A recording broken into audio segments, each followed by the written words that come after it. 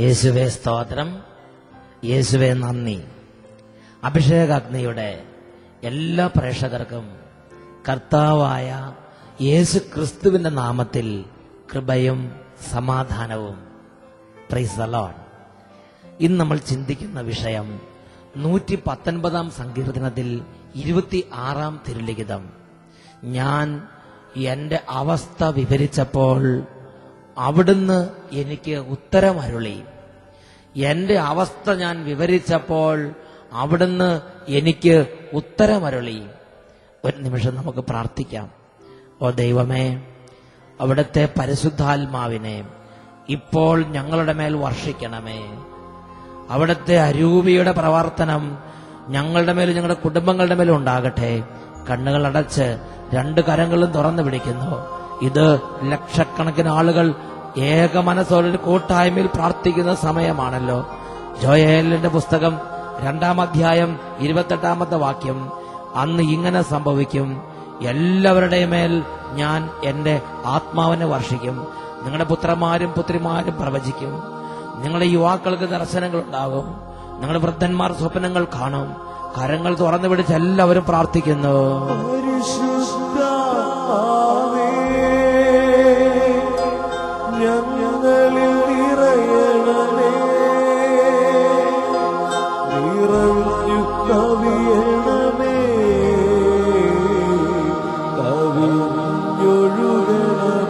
വലിയ ആഗ്രഹത്തോടെ ഉറക്കെ പ്രാർത്ഥിക്കുന്നു.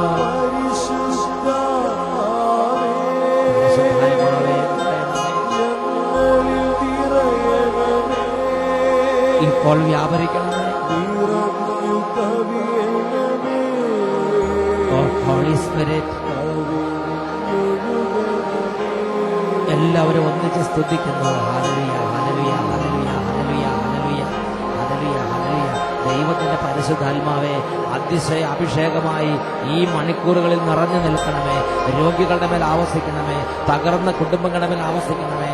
ദുർബലമായ ഹൃദയങ്ങളുടെ മേൽ ആവസിക്കണമേ.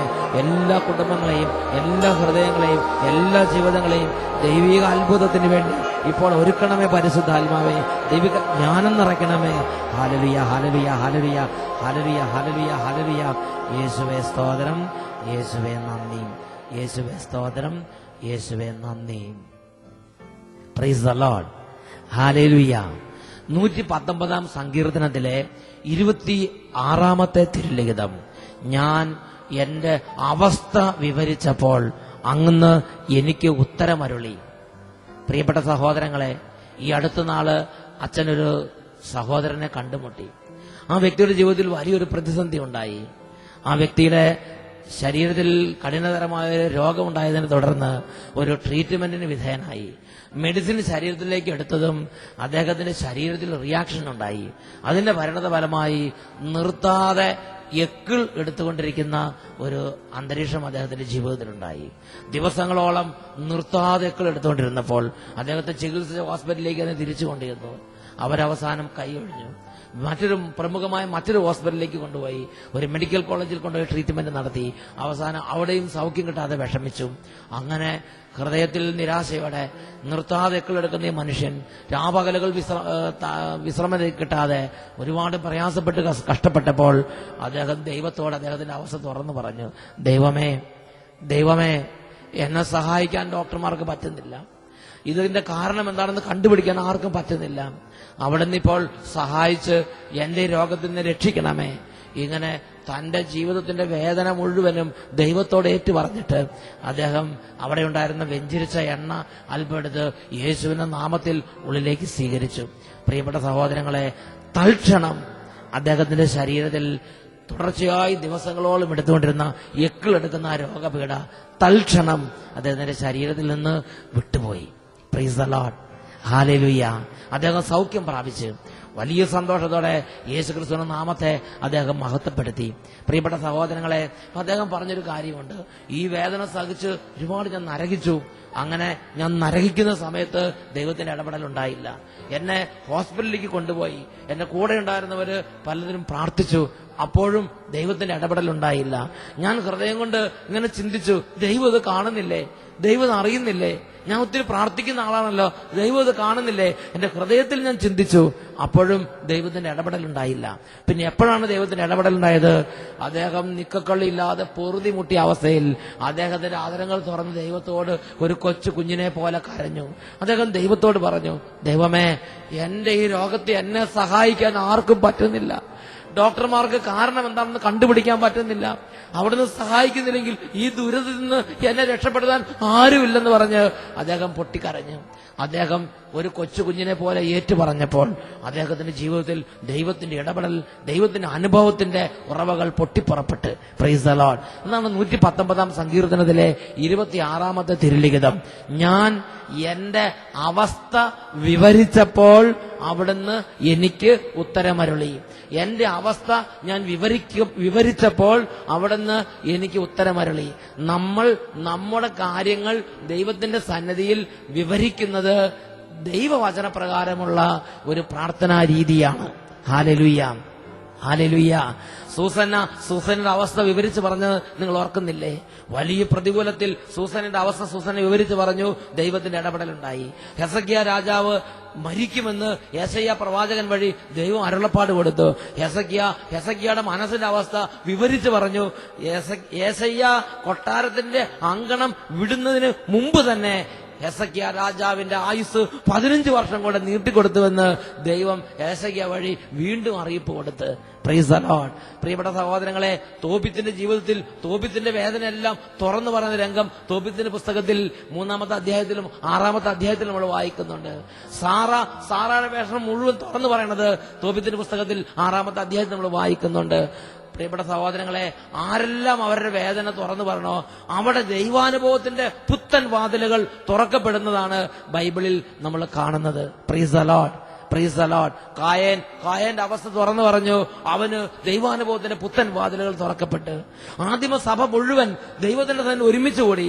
പത്രോസിനെയും യോഹന്നാനെയും അവർ കാരാഗൃഹത്തിൽ പിടിച്ചിടുകയും അവർ ക്രൂരമായും മർദ്ദിക്കുകയും പലതരത്തിലുള്ള ഭീഷണികൾ അവരുടെ നേരെ ഉന്നയിക്കുകയും ചെയ്തപ്പോൾ, പ്രിയപ്പെട്ട സഹോദരങ്ങളെ, സമൂഹം മുഴുവൻ സ്ലീഹന്മാർക്ക് വേണ്ടി പ്രാർത്ഥിച്ചുകൊണ്ടിരുന്നു. മോചിതരായ അപ്പോസ്തലന്മാര് സ്വസമൂഹത്തിലേക്ക് തിരിച്ചെത്തിയപ്പോൾ സംഭവിച്ച കാര്യങ്ങളെല്ലാം അവര് സമൂഹത്തിന് മുമ്പിൽ തുറന്നു പറഞ്ഞു.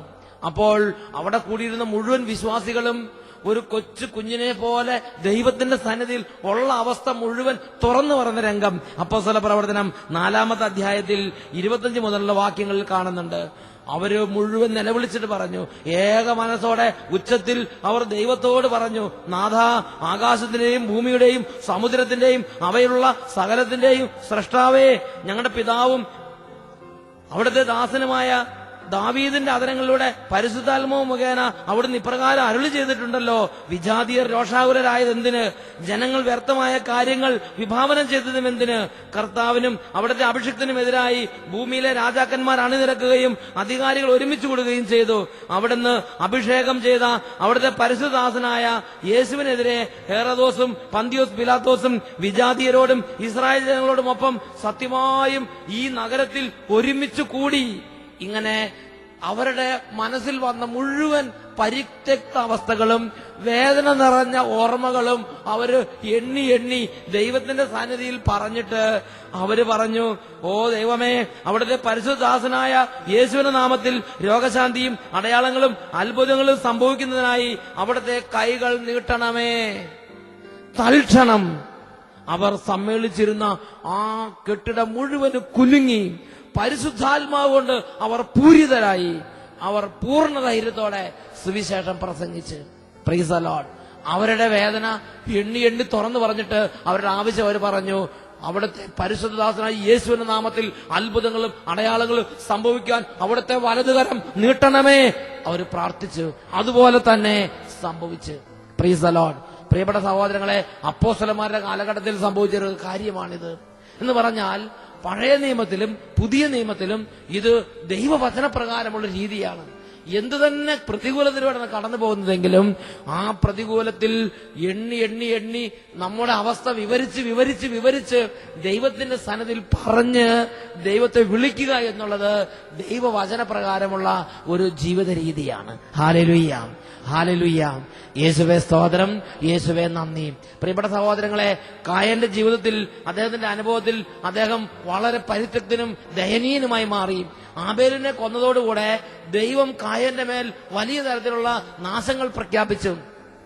കായൻ ആ വേദനയിൽ മുമ്പോട്ട് നടന്നു. അങ്ങനെ തകർന്നവനും ഉഴലുന്നവനുമായി കായൻ മാറി. ഉൽപ്പത്തിയുടെ പുസ്തകത്തിൽ കായന്റെ അവസ്ഥ, കായൻ ദൈവത്തിന്റെ അടുത്ത് വന്ന് വിവരിക്കുന്ന രംഗം നമ്മൾ വായിക്കുന്ന പ്രകാരമാണ്. കായൻ ദൈവത്തോട് പറഞ്ഞു, ദൈവമേ, ഞാൻ ഭൂമിയിൽ ഉഴലുന്നവനായിരിക്കും, കാണുന്നവരല്ല എന്നെ കൊല്ലാൻ നോക്കും. കായന്റെ വിഷമം അതാണ്. ആബേലിനെ കൊന്നതിന് ശേഷം കായന്റെ സമാധാനം പോയി.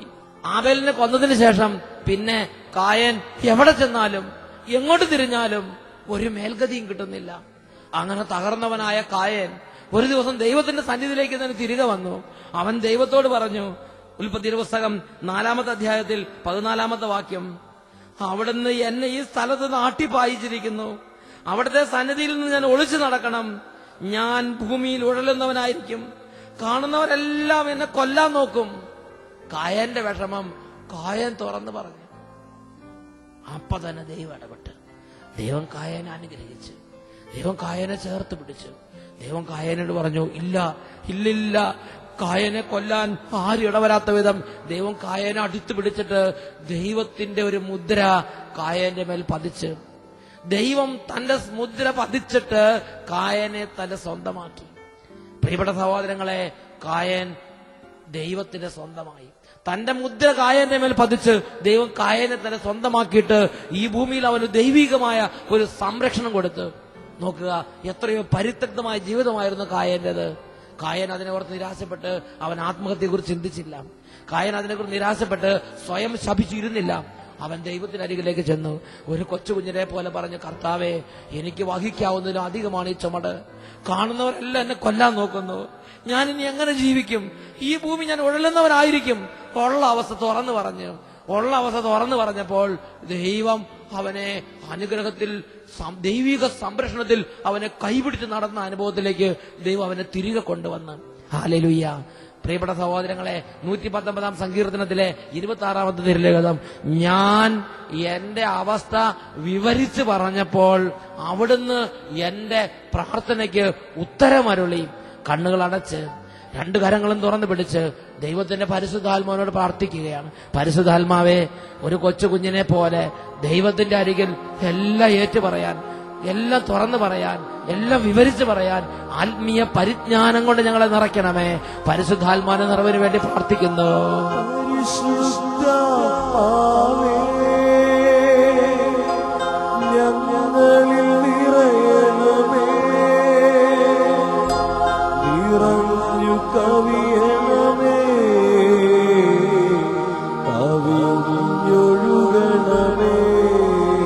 ദാഹിച്ച് പ്രാർത്ഥിക്കുന്നു.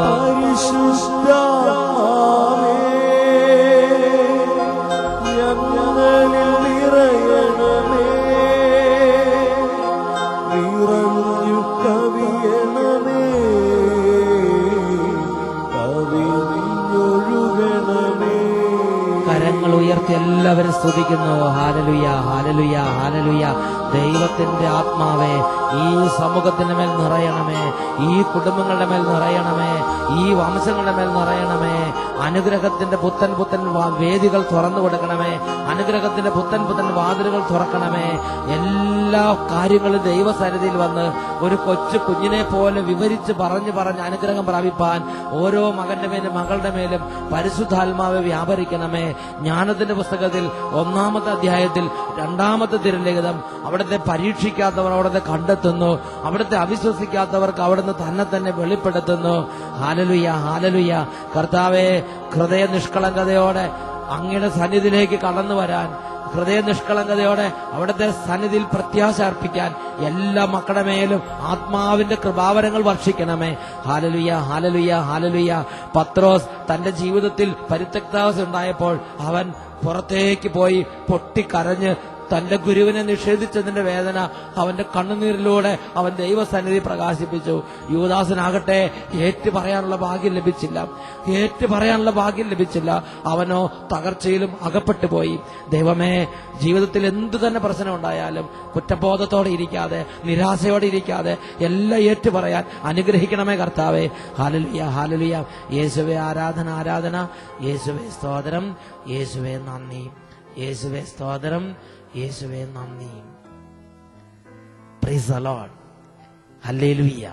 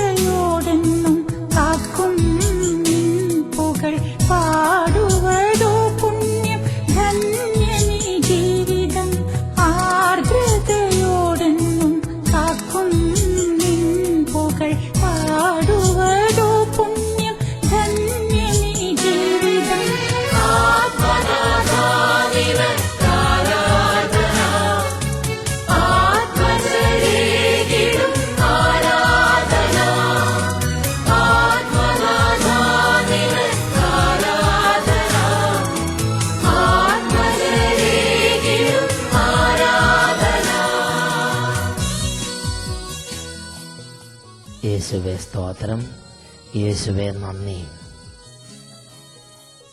സകല മനുഷ്യരോടും ആർദ്രതയോടും അലിവോടും കൂടെ ഇടപെടുന്നവനായ കർത്താവ് ഇതാ ദിവ്യകാരുണ്യ രൂപനായി നമ്മുടെ അരികിൽ നമ്മളെ അനുഗ്രഹിക്കുന്നവനായി കടന്നു വന്നിരിക്കുകയാണ്. രണ്ട് കരങ്ങളും കർത്താവിന്റെ പക്കലേക്ക് നമുക്ക് ഉയർത്തിപ്പിടിക്കാം.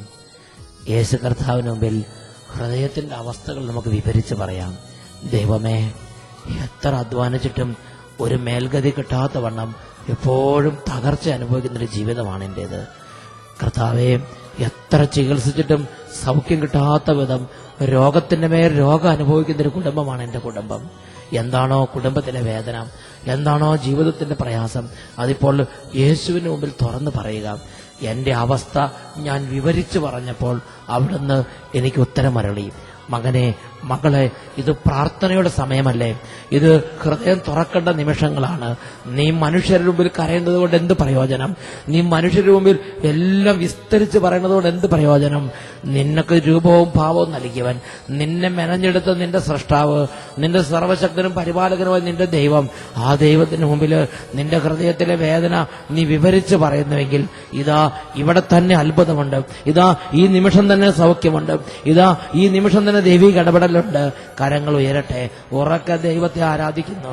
Hallelujah, hallelujah, hallelujah, hallelujah. കർത്താവെ, ഓരോ കുടുംബങ്ങളുടെയും അവർണ്ണനീയമായ വേദനകളെ അവിടുന്ന് ഇപ്പോൾ കാണണമേ കർത്താവെ. പഠിക്കാൻ പറ്റാത്ത കുഞ്ഞുങ്ങളുടെ നിലവിളി കേൾക്കണമേ കർത്താവെ. വിവാഹ തടസ്സങ്ങൾ അനുഭവിക്കുന്ന കുടുംബങ്ങളിൽ നിന്നുള്ള നിലവിളി കേൾക്കണമേ കർത്താവെ. ബിസിനസ് തകർന്നതിന്റെയും കൃഷിനാശത്തിന്റെയും സാമ്പത്തിക പരാജയത്തിന്റെയും കടബാധ്യതയുടെയും ഭാരിച്ച ഭാരം പേറുന്ന ഓരോ ജീവിതങ്ങളുടെയും വിഷമം അറിയണമേ കർത്താവെ. ഓ കർത്താവെ, തകർന്ന കുടുംബ ബന്ധങ്ങൾ, ഭാര്യ ഭർത്താക്കന്മാർക്ക് ഒരുമിച്ച് ജീവിക്കാൻ പറ്റാത്തതിന്റെ വേദന, തകർന്ന കുടുംബങ്ങളുടെ വേദന അവിടുന്ന് ഇപ്പോൾ കാണണമേ കർത്താവെ. കർത്താവെ. കർത്താവെ, വർഷങ്ങളായി വിവാഹം കഴിഞ്ഞ് വർഷങ്ങളായിട്ടും ഒരു കുഞ്ഞിന് വേണ്ടി ആഗ്രഹിച്ചിട്ട് ലഭിക്കാതെ വേദനിച്ച് പ്രാർത്ഥിക്കുന്ന മക്കളുടെ നിലവിളി കേൾക്കണമേ കർത്താവെ. ജോലി മേഖലകളിൽ അടിക്കടി തടസ്സങ്ങൾ ഉണ്ടാകുന്നവരുടെയും തൊഴിൽ സംരംഭങ്ങളിൽ അടിക്കടി പരാജയങ്ങൾ ഉണ്ടാകുന്നവരുടെയും കണ്ണുനീര് കാണണമേ കർത്താവെ. Hallelujah, hallelujah. ഈ നിമിഷങ്ങൾ ലോകത്തെമ്പാടും അത്ഭുതങ്ങൾ അവിടുന്ന് വാരിച്ചൊരിയ നിമിഷങ്ങളാക്കണമേ. അനുഗ്രഹിക്കപ്പെട്ട നിമിഷങ്ങളാക്കണമേ. അനുഗ്രഹിക്കപ്പെട്ട മണിക്കൂറുകളാക്കണമേ. ഇപ്പോൾ കുടുംബങ്ങളുടെ കെട്ടുകൾ അഴിക്കണമേ കർത്താവെ. ഇപ്പോൾ വംശങ്ങളുടെ കെട്ടുകൾ അഴിക്കണമേ കർത്താവെ. ഇപ്പോൾ തിന്മയുടെ ആധിപത്യങ്ങൾ തകർക്കണമേ കർത്താവെ. പിശാച് കുറ്റബോധത്തിലും നിരാശയിലും കെട്ടിയിട്ടിരിക്കുന്ന ഓരോരുത്തരെയും ഇപ്പോൾ അവിടുന്ന് അഴിച്ചുവിടണമേ കർത്താവെ. സാത്താൻ കഴിഞ്ഞ 18 വർഷമായി ബന്ധിച്ചിട്ടിരുന്ന അബ്രാഹത്തിന്റെ ഈ മകളെ അഴിച്ചുവിടേണ്ടത് ഇല്ലെന്നോ എന്ന് പറഞ്ഞ് കർത്താവെ, ആ കൂനിയായ സ്ത്രീയെ സുഖപ്പെടുത്തിയ അങ്ങയുടെ അത്ഭുത ശക്തി ഇപ്പോൾ വ്യാപരിച്ചുകൊണ്ടിരിക്കട്ടെ. Hallelujah, hallelujah, hallelujah. യേശുവേ, ആരാധന, ആരാധന. കരങ്ങൾ ഉയർത്തി മനസ്സ് തുറന്ന് എല്ലാവരും രക്ഷിതാവായ യേശുവിനെ ഉറക്കെ വിളിക്കുക. വിടുതലിന്റെ കർത്താവിനെ ഉറക്കെ വിളിക്കുക. അത്ഭുത ശക്തി ലോകത്തെമ്പാടും വ്യാപരിക്കുന്ന പരിശുദ്ധ നിമിഷമാണിത്. വ്യാപരിക്കുന്ന കർത്താവിനെ, കരങ്ങൾ നീട്ടി അനുഗ്രഹിക്കുന്ന കർത്താവിനെ ഉറക്കെ വിളിക്കുന്നു. യേശുവേ, യേശുവേ, യേശുവേ, യേശുവേ, യേശുവേ, യേശുവേ, യേശുവേ, യേശുവേ, യേശുവേ, യേശുവേ. അവിടുന്ന് സ്പർശിക്കണമേ കർത്താവേ. Hallelujah, hallelujah, hallelujah. യേശുവേ സ്തോത്രം.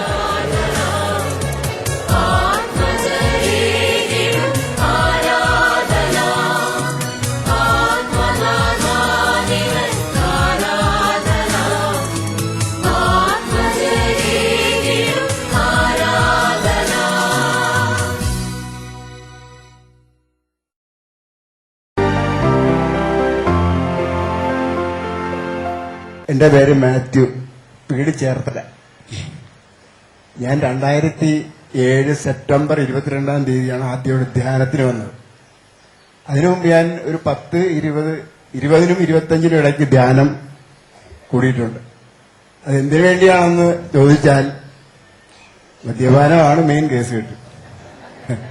അത് ഒഴിവാക്കിയിട്ടാണ് ഞാൻ അതിനുവേണ്ടി വലിയ ഗവേഷണങ്ങൾ വരെ നടത്തിയിട്ടുണ്ട്, നിർത്താൻ വേണ്ടി. ഇതെങ്ങനെ നടത്താം നിർത്താമെന്നുള്ളതിനെ പറ്റി 2 പ്രാവശ്യം ഹോസ്പിറ്റലൈസ്ഡ്. 3 മാസം വീതം 2 പ്രാവശ്യം 3 മാസം വീതം. അങ്ങനെ 6 മാസം ഹോസ്പിറ്റലിൽ കിടന്നില്ല. അങ്ങനെ പല പരീക്ഷണങ്ങൾ നടത്തിയിട്ടുണ്ട്. ഒരു കാരണവശാലും നിൽക്കുന്ന ലക്ഷണമില്ല. കുപ്പി പൊട്ടിച്ചിട്ട് ധ്യാനത്തിന് പോയി, പൊട്ടിക്കാതെ പോയി, മുഴുവൻ കുടിച്ചിട്ട് പോയി, ഉപേക്ഷിച്ചിട്ട് പോയി, പലതും ചെയ്തു, രക്ഷയില്ല. അങ്ങനെ ഇവിടെ വന്നു 27-ാം തീയതി. ഇവിടെ വന്നപ്പോൾ പിന്നെ സത്യം പറയാമല്ലോ, സ്ഥിരം നമ്മൾ വരുന്നതല്ലേ, ഒരാഴ്ച നിൽക്കും, അല്ലെങ്കിൽ ഒരു 2 ആഴ്ച, ഏറിയാൽ 1 മാസം. അതാണ് എന്റെ കാലാവധി. അതുകൊണ്ട് ഇപ്രാവശ്യം പോന്നപ്പോൾ ഞാനൊരു കാര്യം ചെയ്തായിരുന്നു. ഞാൻ പഠിപ്പിച്ചൊരു പയ്യൻ, ആ കുട്ടി വന്നപ്പോൾ, അവൻ ഗൾഫിൽ പോയിട്ട് വന്നപ്പം കുറച്ച് മുന്തിയ തരം പിന്നെ വിസ്കി കൊണ്ടു തന്നു. കാരണം ഒരു ബ്രാഹ്മണനെ സംബന്ധിച്ചിടത്തോളം മത്തിക്കറിയും ചോറ് കൊടുത്തിട്ട് കാര്യമില്ലല്ലോ. സാറിന് ഇഷ്ടപ്പെട്ട ഒരു സാധനം എന്നുള്ള നിലയ്ക്കാണ് അവനത് കൊണ്ടുവന്ന് തന്നത്. പക്ഷെ ഞാനത് കഴിച്ചില്ല. ഞാനത് അവിടെ സൂക്ഷിച്ചു വെച്ചിരുന്നു ധ്യാനത്തിന് പോകുന്നപ്പോൾ, ഇങ്ങോട്ട് ധ്യാനത്തിന് പോകുന്നപ്പം. കാരണം എന്താണെന്നറിയോ, ഏതായാലും തിരിച്ചിലും പിന്നെ വിലയ്ക്ക് വാങ്ങണം, എന്നാ പിന്നെ ഇത് അവിടെ തന്നെ ഇരുന്നോട്ടെന്ന് വിചാരിച്ചു. തിരിച്ചിവിടെ വന്നു. കുപ്പിയും പൊട്ടിക്കാൻ നിന്നില്ല, ഒന്നില്ല. ഇവിടെ വന്നു ധ്യാനം കൂടി. ആദ്യത്തെ ദിവസം അച്ഛനൊരു കാര്യം, ബഹുമാനപ്പെട്ട പട്ടായച്ചനൊരു കാര്യം ധ്യാനത്തിന്റെ തുടക്കത്തിൽ പറഞ്ഞു. ഈ കേന്ദ്രം പൊതുവെ ഇങ്ങനെ എല്ലാവർക്കും വെള്ളമല്ല, പ്രത്യേകിച്ച് കാണാതെ കിടക്കുന്ന ഈ തല്ലിപ്പറിക്കുന്ന എന്തോന്ന് തോന്നുന്നു. അപ്പൊ അങ്ങനെയുള്ളവർക്ക് വേണ്ടിയാണ്. അപ്പൊ അതായത് കാണാമറയത്ത്, അതായത് കാണാതെ കിടക്കുന്നവർക്ക് വേണ്ടിയുള്ള. അപ്പൊ എനിക്കൊരു ചെറിയൊരു തോന്നലേ, ഇത് ഞാൻ വിടുവായിരിക്കുമോ. ഏതായാലും ഈ ആരാധനയുടെ സമയത്ത് ശരീരത്തെ കൊണ്ട് പ്രാർത്ഥിച്ചു, കരഞ്ഞു പ്രാർത്ഥിച്ചു, ആത്മാർത്ഥമായിട്ട് പ്രാർത്ഥിച്ചു. കർത്താവേ, നീയല്ലാതെ എനിക്കൊരു രക്ഷയില്ല, നീ എന്നെ ഇതിൽ നിന്ന് വിടുവിച്ചു തരണമെന്ന് കരഞ്ഞു പ്രാർത്ഥിച്ചു. ലൈറ്റ് വന്നു കഴിഞ്ഞപ്പം ഈ ഷർട്ടിന്റെ ഈ ഭാഗം മുഴുവൻ നനഞ്ഞ് എനിക്ക് തന്നെ തോന്നി എന്റെ ഉള്ളിൽ ഇത്രയും കണ്ണീരുണ്ടായിരുന്നു. ശരിക്കും കരഞ്ഞു. ഏതായാലും വീട്ടിൽ ചെന്നു. മദ്യപിക്കണമെന്നൊരു തോന്നലില്ല, എന്തോ അങ്ങനെയില്ല. ഒരാഴ്ച ഇരുന്ന്, 2 ആഴ്ച, ഈ സാധനം അവിടെ ഇരിക്കുകയാണല്ലോ. ഒരാഴ്ച ഇരുന്ന്, 2 ആഴ്ച ഇരുന്ന്, 3 ആഴ്ച ഇരുന്നു, 4ാമത്തെ ആഴ്ചയായി. ഒരു ടെംപ്ടേഷനും ഇല്ല. ഉറച്ച് എനിക്ക് തീരുമാനം വന്നു, ഒരു കാരണവശാലും ഞാനിനി മദ്യപിക്കില്ല എന്ന് എനിക്ക് ഉത്തമ ബോധ്യം വന്നു. അതെനിക്ക് ഇവിടെ നിന്ന് കിട്ടിയ അനുഗ്രഹമാണ്. അതുകൊണ്ട് ഞാൻ അത് പൊട്ടിച്ചു. ഒരു കാര്യം എനിക്ക് മനസ്സിലായി, ഇതിനു മുമ്പ് പൊട്ടിച്ചിരുന്ന എങ്ങനെയാണെന്നറിയാവോ, സങ്കടത്തോടെ പൊട്ടിച്ചത്, പോകുന്നല്ലോ എന്നുള്ള വിഷമം കൊണ്ട്. ആ വിഷമത്തിൽ അതിനോട്ട് ഞാനതിന് വന്നു. ഇതല്ല, ഇത് ശരിക്കും സന്തോഷത്തോടുകൂടി പൊട്ടിച്ചു, തല്ലി പൊട്ടിച്ച് ദൂരെ എറിഞ്ഞു. അതെ, കുപ്പിയായി, പ്ലാസ്റ്റിക് അല്ല, കുപ്പിയായ തരം പൊട്ടാനും നല്ല സൗകര്യം, ക്ലീനായിട്ട് പൊട്ടുകയും ചെയ്തു. എന്റെ മോള് പാല കെട്ടിച്ചൊരു മോളുണ്ട്, അച്ഛനെ കാണാൻ വന്നു. അപ്പൊ അച്ഛനോട് പറഞ്ഞു, അച്ഛോ വിടുതൽ എന്ന് പറയുന്നത് എന്റെ അപ്പനിലൂടെയാണ് ഞാൻ കണ്ടത്. സത്യത്തിൽ ഞാൻ കാണുന്നത് അങ്ങനെയാണ്. കാരണം ഈ ഇത്രയും കാലത്തിനുള്ളിൽ 19 വർഷമായി. അപ്പൊ പിന്നെ പിള്ളേർക്ക് എത്ര വർഷമായി കുടിക്കാൻ തുടങ്ങിയിട്ട്? 50 വർഷമായി കുടിയുടെ പാരമ്പര്യം. അതായത് 50-ാം വാർഷികം കഴിഞ്ഞപ്പോ ഈ സാറിന്റെ മോൾ എന്നോട് വരുന്നത് പറഞ്ഞു, എന്റെ അച്ഛ, ഈ ഡെലിവറൻസ് പ്രാർത്ഥന, വിടുതൽ പ്രാർത്ഥന ഒക്കെ ഇത്രയും അനുഗ്രഹമുള്ളതാണെന്ന് എന്റെ അപ്പന്റെ അനുഭവം കണ്ടിട്ട് ഞാൻ മനസ്സിലാക്കിയെന്ന് പറഞ്ഞു. ഞാൻ ചോദിച്ച് എന്താ സംഭവിച്ചെന്ന് ചോദിച്ചു. പറഞ്ഞു, എന്റെ അപ്പനൊരു മനുഷ്യനായി ഞങ്ങൾ കണ്ടിട്ട് ഓർക്കണില്ല. അതുപോലെ ഈ തിന്മയ്ക്ക് എന്ന് പറഞ്ഞാൽ ഒരുപാട് ഈ മദ്യപിച്ചു കഴിഞ്ഞാൽ അങ്ങനത്തെ അവസ്ഥയായിരുന്നു. അങ്ങനെയുള്ള ആള് ഇവിടെ വന്ന് പ്രാർത്ഥിച്ച് ഈ ഡെലിവറൻസ് പ്രാർത്ഥന പങ്കുചേർന്ന്, വിടുതൽ പ്രാർത്ഥന പങ്കുചേർന്ന് പോയി. പിന്നെ ആ മദ്യക്കുപ്പി സ്വന്തം കൈകൊണ്ട് പൊട്ടിച്ചു കളഞ്ഞു. പിന്നെ ഇന്ന് വരെ കുടിച്ചില്ല. ആ മകള് പറഞ്ഞു, ഇത്രയും അത്ഭുത ശക്തി പ്രാർത്ഥനയ്ക്കുണ്ടെന്നുള്ളത് എന്റെ സ്വന്തം അനുഭവത്തിൽ നിന്ന് ഞാൻ മനസ്സിലാക്കി എന്ന് പറഞ്ഞ് ഇവിടെ വന്ന് അവര് വന്ന് ധ്യാനം കൂടി. ഹല്ലേലൂയ.